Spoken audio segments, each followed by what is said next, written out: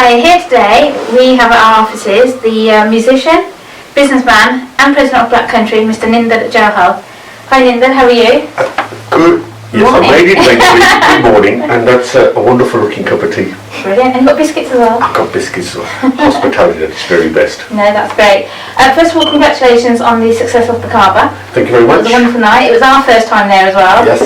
So it was a great night, a great entertainment, and it was good to see our name as well up on the screens as well. Absolutely, and the event appears to have gone down really well. If we look at the metrics, how we measure the success of an event, we had over 70,000 hits on the Flickr platform, that's the photography platform. And on Friday night, the night that the event took place, we were trending on Twitter. So clearly a lot, and then we also saw hopefully a good idea, a good point, we saw a hike in the visits to our website as well. So all in all, it seems to have gone down pretty well. Yeah, no, brilliant. I mean, before we go into a bit more about the night and Bacab itself, give us some more information about your journey from growing up in Sandwell and, you know, becoming a businessman and obviously president of the Black Country. Well, I did the typical Asian thing. I got my first degree in finance, and then I went to Aston University and got an MBA. And then I had a couple of management consultancy roles. Okay.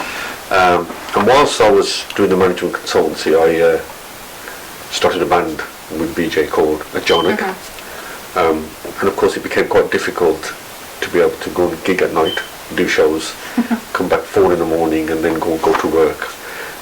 So in sort of 1989 was when we released the first album naturally, and then in 1990, much to the consternation of my parents, I approached the bank, got some money and quit my job and started a label, Natural Records.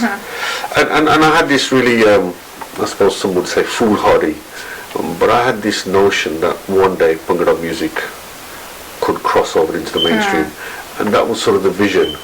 But it was 10 years. We did quite well selling to our own domestic market, Asian market. So I built up a roster of artists, Janet being one of them. And then we were selling quite a lot to Asian populations in Thailand, Singapore, Canada, America.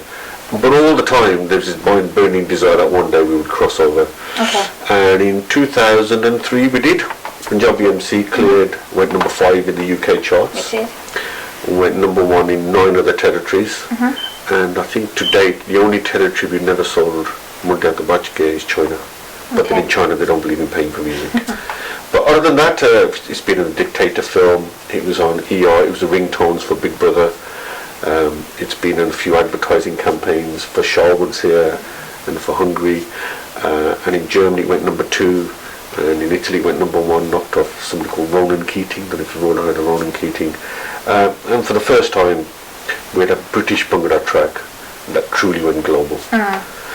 And it's an interesting time seeing our music not just being sold to Asians, being sold worldwide. And I remember being on Oxford Street. It was in the summer of 2003 or 2004, and I was about to cross the zebra crossing, and then suddenly the tune popped out. And as the tune popped out, I turned round, and there's this sports car, roof down, and 4 white people in the car dancing to Murga to Bachke. And that just about summarised it. And if you'd listen to the World Cup cricket, it was the theme tune behind that. So, and I suppose really the most proud moment was switching the TV on. Top of the Pops came on, and the chap said straight at number 5, Punjabi MC Murga to Bachke. And Asian music had crossed over. So we're not only good at business and professions, but actually we have a foothold in the creative sector. So that's the sort of journey really. And with the Janak, obviously we've been doing festivals all around Europe for a long time. And that's when I always thought, because the way the audiences, non-Asian audiences, were receiving the live music, I thought that vision might come to play one day, and it did. So it's been a splendid journey. Excellent. And with your business career, I mean, obviously you've got into business and then you've become the president, got involved with the Black Country Association. How's that been for you? Well, again, with the music, that was my business really, the music. And then having seen a global hit I thought at that time it might be quite appropriate to diversify.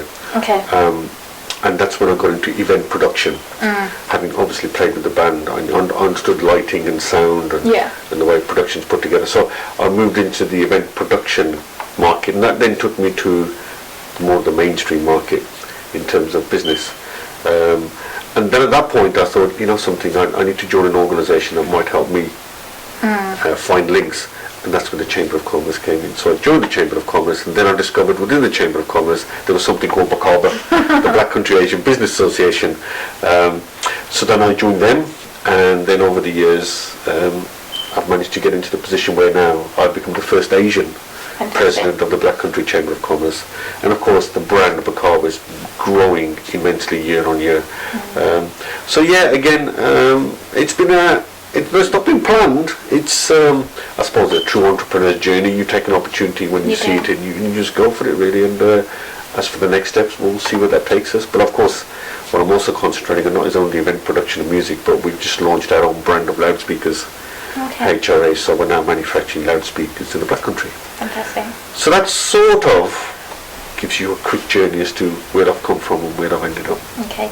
I mean, BACABA's been a huge success. It's been running for a number of years now. Well, 2001, it was part of the Chamber of Commerce. Okay. It's been an independent body now, I think, for about 6 years, 4 of which I'm now the chair. 5 years probably independent, and it's been set up to help those companies that want to grow, those companies that want to set up, and those companies that want to take the leap. And looking to get into other markets, and we're really there to signpost people and to say to people, look, we're interested in wealth creation. Wealth creation gives us employment, employment gives us prosperity, and the whole UK PLC will benefit, and everybody's much happier. So the role of business is really, really keen in giving us what we call a very stable society. Okay. I mean, as I mentioned, it was our first time at BACABA. We had a great night. I mean, in your words, what is the success of BACABA? What makes it so successful? Well, it's difficult for me to answer that because I'm so close to it. Yeah. And I think all I can do is go by the metrics, as I said to you earlier: website visits, photographic viewings, the interface between Twitter, and I suppose we had so many emails there after the event, which sort of said the event was great. I think only people can judge that. I think only people can decide, those who attend, and ultimately it's put in a people business, and if people enjoy the event, then in their eyes it's a success, and they're the ones who are going to then come again and spread the word. So I think success is in the eye of the beholder. Okay. You added an additional award this time around. Yes. It was Business Woman of the Year.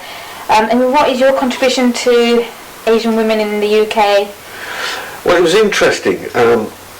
For years we've toyed with the idea, but never really gone with it. But this year, if you follow social media as I do, there was a swell of interest, and it just seemed the right thing to do. Most of our other boards had been set up, so it's a bit of a late addition. But what was interesting, very, very interesting, despite it being late, we were totally inundated with applications, a lot of applications. So really what we had done, we had tapped on a potential that we had a gut feeling was there. And of course I think the response was great.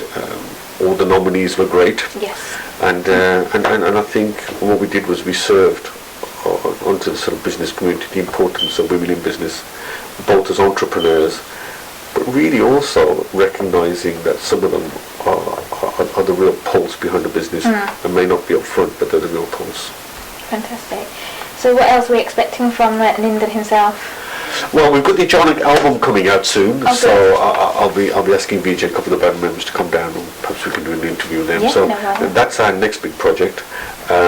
We've also, this is interesting, we're also hoping to launch in September what we call the Platinum Awards. Okay. And the Platinum Awards are for the Midlands, and they're going to be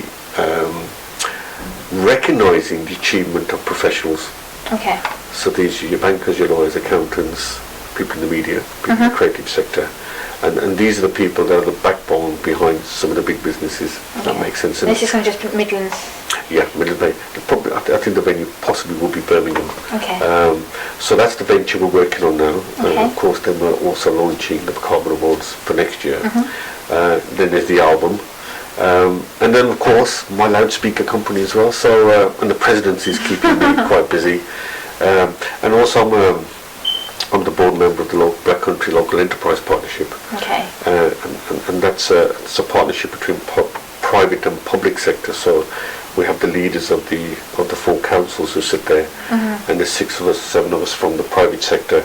And our job is to make sure that strategically the Black Country is going in the right direction in terms of infrastructure, in terms of skills, in terms of making sure that business is supported.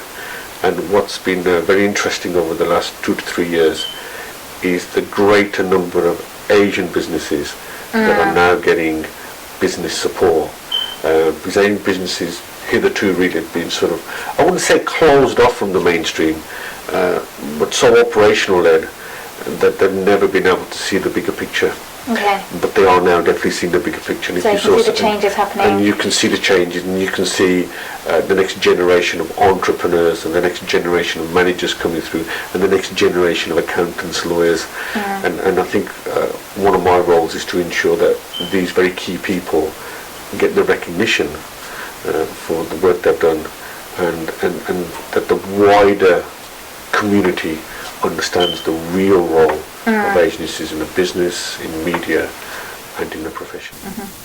Well, thank you very much. Thank you for coming. And thank you for that cup of tea, and thank you for the biscuits, and apologies for the transport system and the traffic, which we're all now trying to get to grips with. No worries. Thank you very much. Thank you.